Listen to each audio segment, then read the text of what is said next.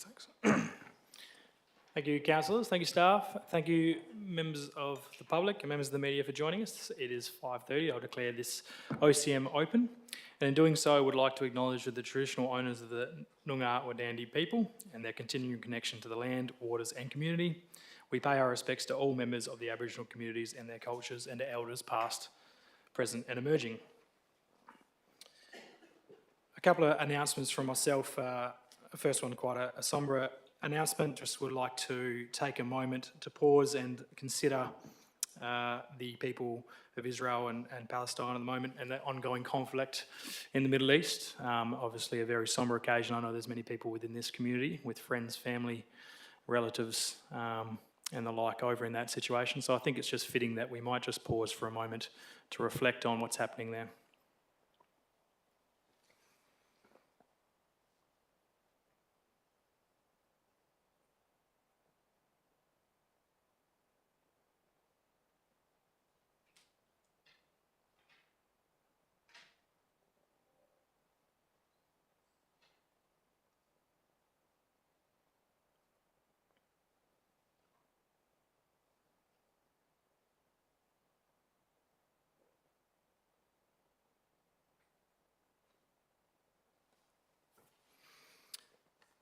Thank you, councillors, and let's hope that there's a peaceful resolution to that conflict as soon as possible. We also are in the last OCM of this current council, so we do have some retiring members. Councillor Plum, who's already left us some time ago, but I would like to thank him for his efforts.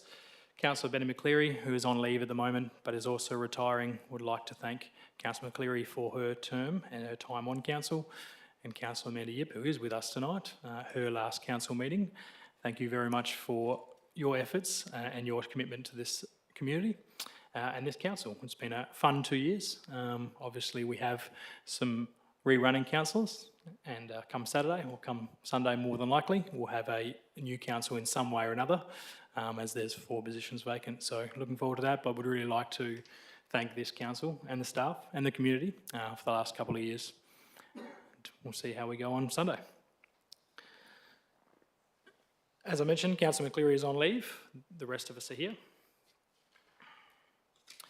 We have some declaration of interest which have already been put forward last week or through the week or before. Was there any other declaration of interest outside those that are listed? Thank you. We have 2 lots of public question time today. First one we have from Mr. Wally Cook. Wally, we'll ask you to come up. We'll ask you to ask your 3 questions. Thanks, Wally, and then we'll get a response for those. Thank you. All right. So, evening, Joe, Mayor and all councillors. Just a little spiel before I ask the questions there. After a recent council-run workshop, I started looking at what we have in place in ways to improve and progress our club. The first thing I looked at was finances to see what we had coming in and paying out. Also, if we could make our membership more attractive to people. We would like to reduce our membership costs, and to that end, while they are at the level they are presently at $110 for a double membership or $75 for a single, I checked the council scheduler rates, and the dog club, and only the dog club, is charged $66 per member per season, which works out $132 per member per year. To cover the council charges, we would have to charge $264 for a double membership or $132 for a single membership, which would make it virtually impossible to attract new members. All other clubs are charged $470 per team per season, which would be $940 per year per team if they went both seasons. Using the same number of members for comparison between the dog club and a football team, 20, the dog club pays $1,320 per season and the football club pays $470 per team per season. This equates to $66 per member for the dog club or $23.50 per member for a football team. Given that a football club would have more than 20 members in each team, there is a large difference between the charges. Using these figures, the dog club is being charged 2.8 times more than a football club. So would you like the three questions together? Or Yes, thanks, Willie. We'll have them because we have the responses as well. So Okay. ask all three of them. I'll ask all three. Okay. So my questions are, question one, why is the dog club being charged far more than any other club using the grounds? Question two, as we pay more than any other user, why do we receive less consideration or assistance than others? And question three is, why is there a separate rate for the dog club than any other club using the grounds? Thank you, Mr Cook. I'll go to grab a seat and I'll ask the CEO if he can respond to those questions. Mr Barber able to respond? Looking very surprised. In terms of fees and charges, I've just got a document up. I know there have been some responses prepared, I believe. I'll take this one, CEO. And do you have the responses on the screen? Is it? No, they're not on the screen, but I'll read them out to you. They will be in the minutes as well, Mr Cook. So to question one, why is the dog club being charged for more than any other club using the grounds? The dog club structure is not comparable to sporting clubs with the teams that play on the field, as payment is not individual membership, as it's not a team sport. The fee is also for a full year rather than seasonal. The current fee for an adult equivalent is $1.38 per week, and the rate of a junior is $0.46 per week. The club receives free usage of the new $4 million pavilion. When the club has hosted additional events on the ground, this has been provided free of charge.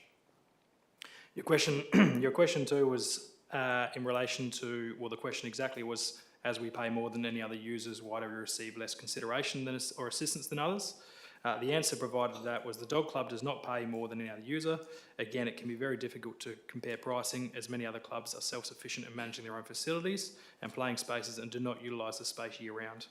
The dog club is aware that the sport and recreational facilities plan is underway with the first round of the club consultation completed, and there'll be a prioritised plan put in place that provides assistance where it's most needed.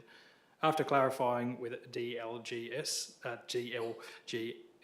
the dog club is not eligible for the CSRFF funding due to the nature of the participation. Your question three was, why is there a separate rate for the dog club than any other club using the grounds? The answer for that is there is a separate rate, as the activities of the dog club is unique and cannot be compared to team-based sports or other sporting clubs and associations. The city believes that the current rate represents good value for year-round usage provided, and the membership is heavily subsidised rate. So they're the answers, Mr Cook, which will be in the minutes. As I indicated to you prior to the meeting, more than keen or more than happy to arrange another meeting with you as well to speak about those things. Thank you. And we also have Brian Redinger. Thank you, Brian.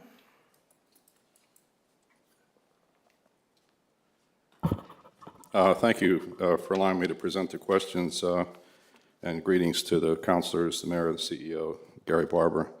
My first question has actually already been answered, but I'm going to call it out anyway. It's for agenda item 10.4.1, the Community Safety Plan and Crime Prevention. I noted that in Jalorup they have a community page called Jalorup Community and Crime Watch with about 1,600 members on social media, on Facebook.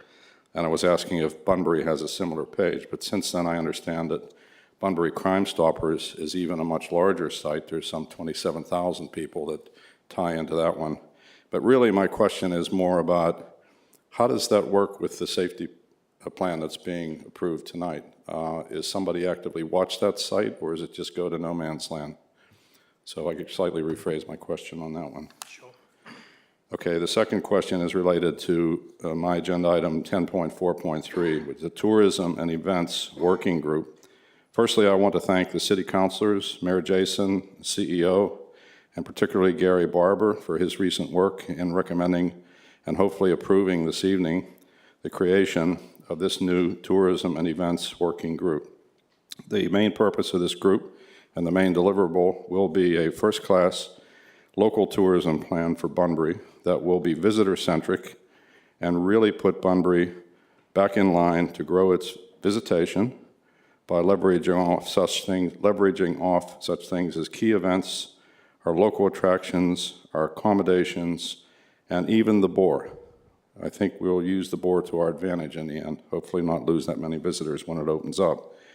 Please let me know when we are able to recruit the members of this working group and put together as a team and hold our first meeting. Ideally, this is an aside, we'd like to try to have 2 meetings in December, if possible. Thank you. Thank you, Brian. I'm sure there was a question somewhere in that second part, but we'll take it as can you let me know when the recruiting will start? Question 1, were you talking about the community safety plan? The answer to that is probably tied up in the report on page 20. Action 6.1 talks about creating a community safety webpage on the City of Bunbury website. This providing relevant links and information to community members on issues relating to community safety and ensuring the website is updated regularly.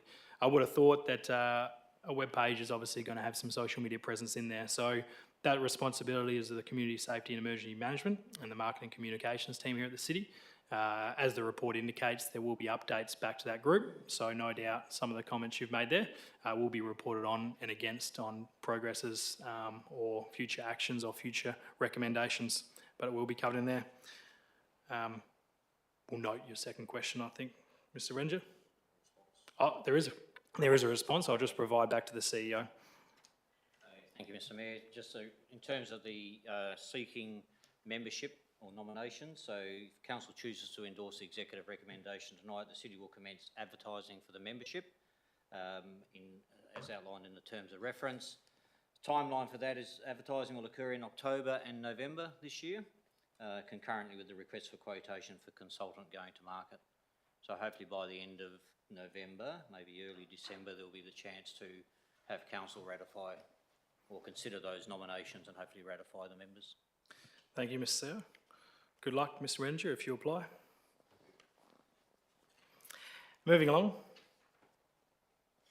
Could I have confirmation for the minutes there, 7.1.1? Thank you, Councillor Kozisek. Thank you, seconded by Councillor Giles. I'll put that. Those in favour? That's carried. Thank you very much.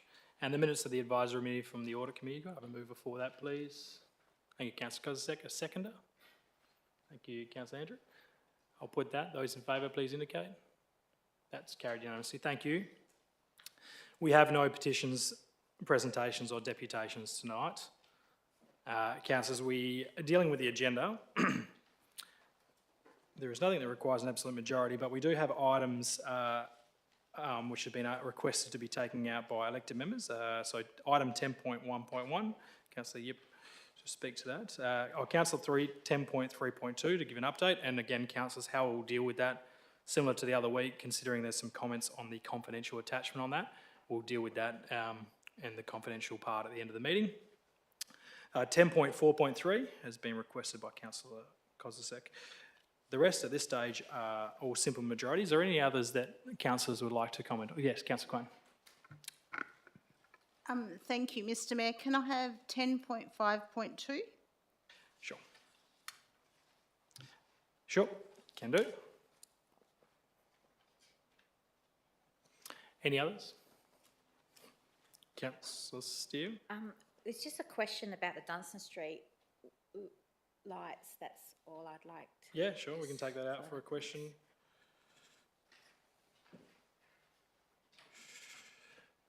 Any others, councillors? Thank you. If that's the case, could I have somebody move the remainder on carried on block? Thank you, Councillor Kozisek. Thank you, Councillor Yip. Those in favour, please indicate. That's carried. Thank you. So item 10.1.1, and councillors, I believe we're just going to have a slight adjustment here to the executive recommendation, which hasn't come up as yet, but it's just going to be effectively, we have two recommendations there, an executive and committee recommendation. So the intent of this executive recommendation was always to endorse the committee recommendation. So in addition to the executive recommendation will be that we receive the action plan and support the committee recommendation rather than having to take two separate ones. And if the executive recommendation is moved and carried, that will then do that. Councillor Yip, would you like to move that? Thank you. And do we have a seconder to this? Councillor Steck, thank you. Everyone's just comfortable with that slight change there, and that was raised by the executive, not from there. Thank you. Councillor Yip, would you like to speak to that? Thank you. Councillors, we have before us 6 recommendations to bring a new art gallery to fruition. This is a set of impactful but measured steps to finally achieve a project that has not gone away after all these years. We're being asked to commit to a timeline and an amount. We don't often see the word commit in recommendations to council, but here it is, and are we brave enough? We have before us a project that has reams of community consultation, proof of economic impact from around the world, an effective advisory group, an excellent action plan, a motivated and skilled gallery director, and a valuable bequest to anchor the whole project going forward. It doesn't get much better than this. Please don't get hung up on the 7 years, because it's a reasonable timeline that we can all work towards, but which can also extend if needed, and as we've seen with many of our other projects. This is a legacy decision, councillors. If we don't approve this, it will be dead in the water. Nothing will change. That pink building over there will always be the little art gallery that could, but didn't. So please support this motion and let's get things moving once and for all. Thank you, Councillor. Yep. Councillor Stagg, thank you. Is there any speaker against this? If that's the case, I'll put the executive recommendation as written. Those in favour, please indicate. That's carried unanimously. Thank you. And thank you for those who are part of the advisory group who are here tonight. I'll just get this on the table first. Thanks, Councillor Steele. Somebody happy to move this? Councillor Kozisek, a second. Councillor Yip, you had a question, Councillor Steele? It's a follow-on from last week, and I understand it's just considering, and it will come towards our budget to whether we ungo the allocation, but can we also put in there that we actually would like some sort of feedback from the actual people that are requesting this money as well? Because I've never had these people come to us and actually ask us as a council and put forward as to why they want it. So I just want it noted that that's what I would like, that if we want to consider it, they have to actually come to us and give a presentation of some sort. I'll just defer to the CEO if he has any suggestions there. Councillor Steele? Through you, Mr Mayor, if it's appropriate, I would have thought that they would be invited to present when any other requests for funding are coming forward for council's consideration in the preparation of a 24-25 budget. If it meets the...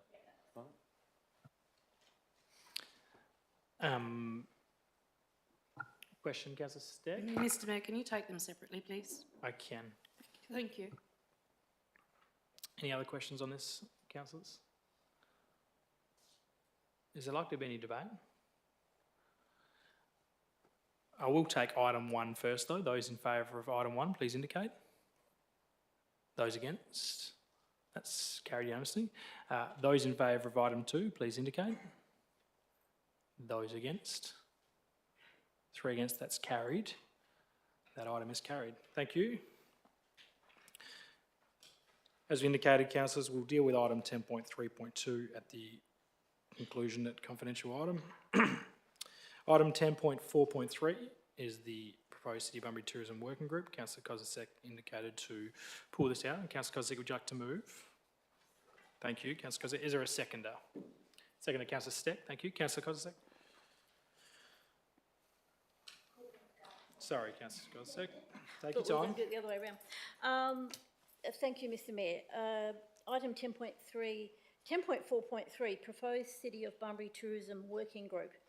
Look, I'm really pleased to see this actually come before us tonight. It's, I think it's something that Bunbury has needed for a long time, and I think we have an opportunity to have a new era for Bunbury and moving forward. We have never, as far as I am aware, had a dedicated team to work on a plan to promote tourism and economic development in Bunbury.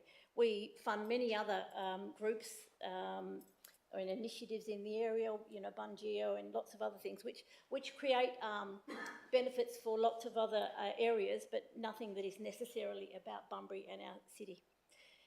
Any promotion that has been done in the past has been ad hoc and generally aimed at the wrong audience as far as I could see, and I felt that we were often preaching to the converted.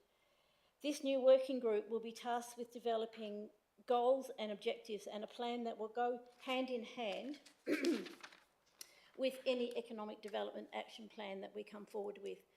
I feel Bunbury is on the cusp of greatness, and being able to identify and harness both our strengths and our weaknesses will give us the edge that we need. We're all well aware that 2 hotels are in the planning stages for our CBD, and we're looking hopefully at the next stage of an ocean pool development. Alongside this, the vast number of large sporting events that the city is host to. In particular, a couple of weeks ago, Bunbury United Soccer Club hosted the largest soccer carnival in Australia in Bunbury with over 4,000 attendees over 4 days, 101 soccer teams. I think that's something that really is to be applauded. We have a lot of sporting events that are often not rated economically, and I think we often fail to look at the benefits of that. Last weekend, I believe the Murrabinda Croquet Club hosted the World Federation of Croquet over 8 days. So again, competitors from the UK, USA, Egypt and Norway. Another great event that, again, we don't always look at what we have in this area. I think this group will have the ability to be able to let everybody know what events are coming. We have a little bit of disparity there, so I'm looking forward to that. For our CBD and the city to thrive, we must give people a reason to turn off the ball. And Mr Rettinger mentioned this earlier. I'm hoping we're going to be optimistic about the ball. I think that we can see good things coming from this, but we've got to give people a reason to come. And I think working on this and knowing what the reasons are is really, really important. And I'd just like to, at the end, just thank Mr Rettinger for his time in getting involved in this and getting it up and running. And I urge everybody to support it. Thank you. Thank you, Councillor Kozlik. Councillor Steck. Is there any speaker against this question? Question, thank you, yes. Yep. Oh, thank you. I think Ben has just actually whispered to me about the makeup of the people, but that's fine. And I know there was a query about that, but that's changed as well. Has I think. Thank changed, you. yes.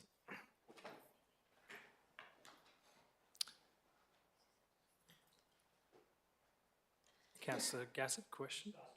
Sure. Not sure how much support there is to change it back to the Tourism and Events Working Group, but I think from Mr Rettinger's question, he mentioned tourism and events. For the group itself, not for the tourism plan. Tourism plan's fine. If there's any support, I'll move the motion, otherwise I'll let you consider it. I can't. You can't take a question like that, Councillor Gassett. Yeah, if you would like to speak against it, you can speak against it and offer an alternative. But if that's the case, I'll put the recommendation as it currently reads. Those in favour, please indicate. That's carried unanimously. Thank you.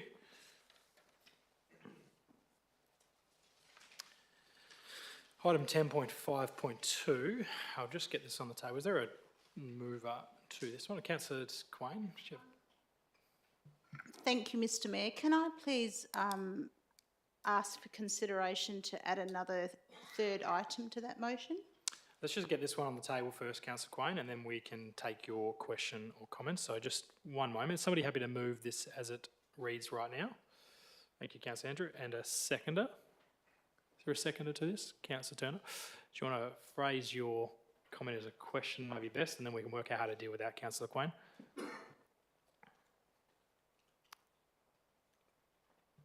Thank you, Mr Mayor.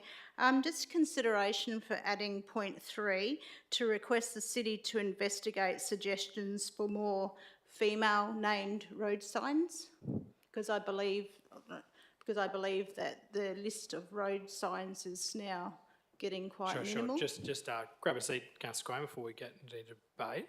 I'll just might just get some feedback from the CEO on governance of that change, if I could. Thanks, CEO. Mr Mayor, if I can just give a bit of background, so we have had this conversation at executive level around how we seek additional names for the list, and including female names, environmental names, whatever else. So appreciate this question was directly related to female names for the list. But I think, Mr Harris, we've got 4 names left on the approved list. So at least to gauge interest from elected members as to the nature and particular names, every name that's put forward for consideration by the Geographic Names Committee has to have a reasonable amount of background provided. It's not just putting Null Osborne forward as the next street. So it does take a little bit of effort, but we are conscious that we've got a limited number of names. Bunbury actually hasn't had a lot of new streets created, which hasn't driven the demand for those additional names. We did discuss the other day how we might want to have a workshop with elected members, get those key, I guess, headings, whether it's female, male, Indigenous names, whether it's flora, fauna, or natural sites. So we are considering that, but if you're free to move in addition, I believe, if you'd like. Otherwise, we can bring it back through a workshop environment to bring all those matters to the table. Councillor Giles, a question? Thank you. Could you tell me who exactly is on that geographic naming committee?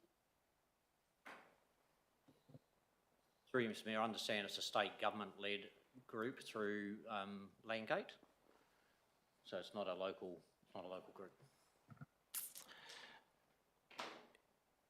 If there's no governance reasons why that can't be added and the mover and seconder are happy with that, happy to take it as part.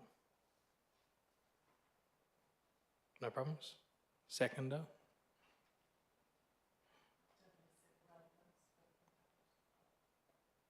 Okay. Right, that's been included.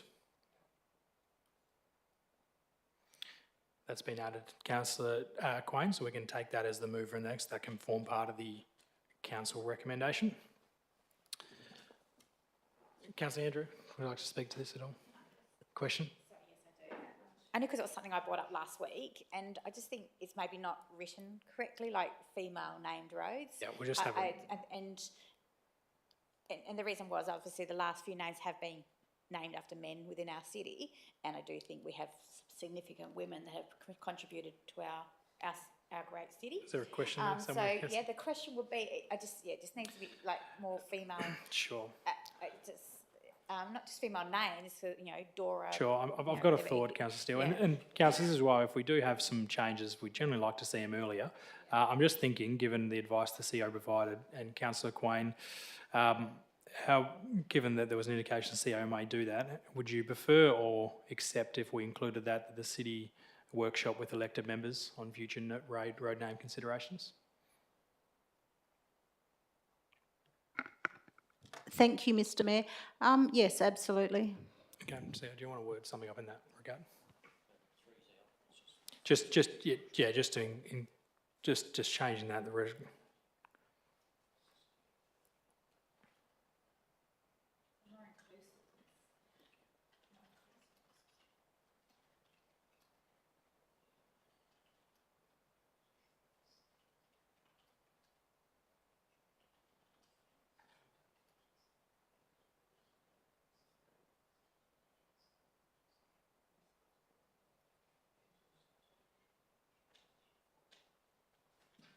Got another question as well. So is the names that are coming, also does it include if we have to go through Landgate or whoever, is it just for roads that we have to go through there, or is it like also for like parks or something that we name and things? Do we have to have a list of things for that? Could we include that so we're not also going on the fly for? I don't think we could in this particular item, because this is obviously dealing just with roads, but that's a good opportunity during that workshop. That obviously that could come up. Councillor Steele. Councillor Quain, are you happy with that?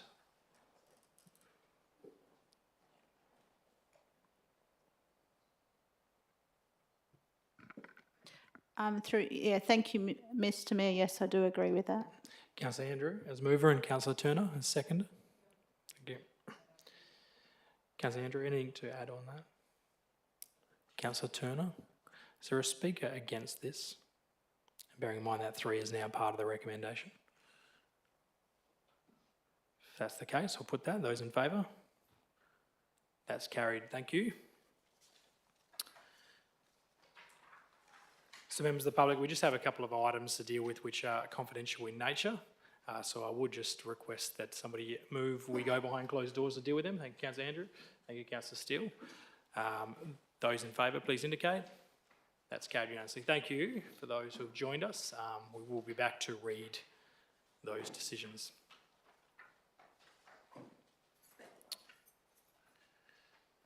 members of the staff, I will.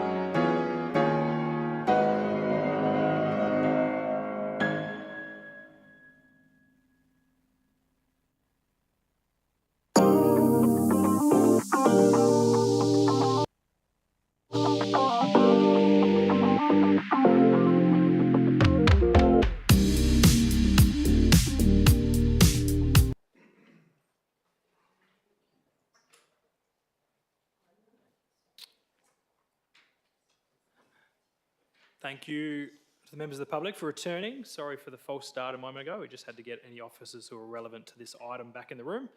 As you can tell, they weren't really needed.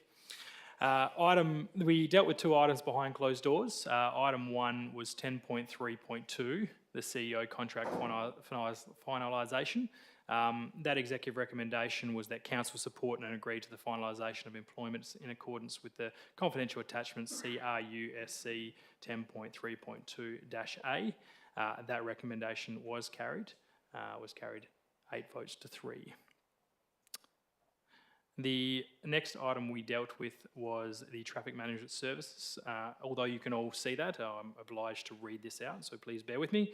While behind closed doors, the executive recommendation was that Council 1, pursuant to RFQ 2324006, Traffic Management Services, accept the quotation from CB Traffic Solution Pty Limited, subject to minor variations to be negotiated in accordance with Reg 20 of the Local Government Regulations 1996. That 2 delegates power and authority to the CEO to negotiate and agree with CB Traffic Solutions Pty Limited, minor variations in accordance with Regulation 20 of the FG regulations, subject there to be sufficient funds available within the approved expenditure budget.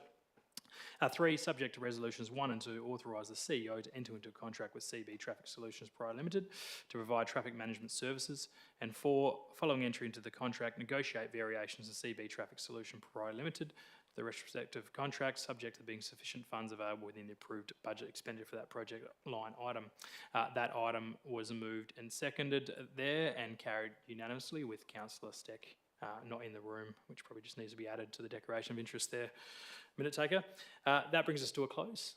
Thank you all those for attending, and thank you elected members again. For those who are returning, see you next week. For those who are running, good luck. Hope to see you all next week as well. Thank you.